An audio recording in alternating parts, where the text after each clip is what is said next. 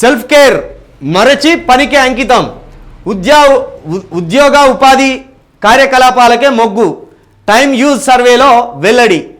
Work లైఫ్కే ఎక్కువ time కేటాయిస్తున్న భారతీయులు self care మరిచి పనికే అంకితం అవుతున్నారని ఒక సర్వేలో తేలింది.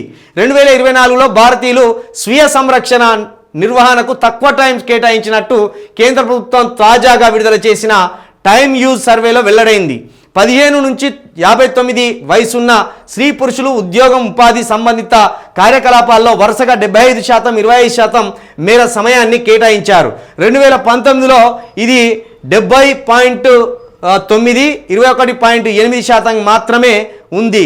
మరోవైపు తమ స్వీయ సంరక్షణ నిర్వహణ కోసం గడిపే సమయం గత 2 ఏళ్లలో 2% తగ్గినట్టు సర్వేలో తేలింది.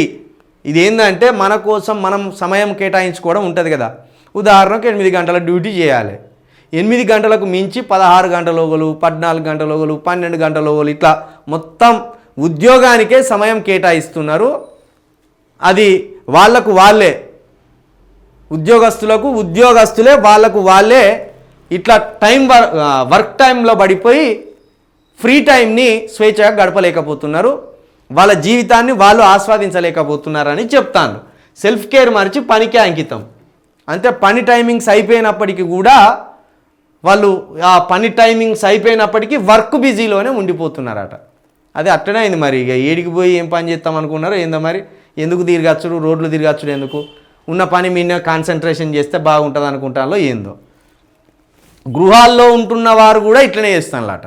ఇంట్లో ఉంటున్న వారు కూడా కాసేపు రెస్ట్ తీసుకోవాలని కాకుండా పనులు ఇంట్లో ఏదోటి చేసుకుంటూ ఉండడం చేస్తున్నారట. రోజులో 2-3 గంటలో 1 గంట, ఆఖరికి 1 గంట అయినా మనతోటి మనం గడుపుకోవాలి. మనతోటి మనం గడుపుకోవడం అంటే ఏం లేదు, ఒంటరిగా కూర్చుంటే ప్రశాంతత ఉంటుంది. 1 గంట సేపు మైండ్ రిలాక్స్ అయిపోతుంది. ఆ 1 గంట మన కోసం మనమైనా గడుపుకుంటే ప్రశాంతత ఉంటుంది. మనం ఏం చేస్తాం, ఇంకేం చేయాలి, ఎటు పోవాలి, ఎవరిని కలవాలి, ఇదంతా ఉంటుంది.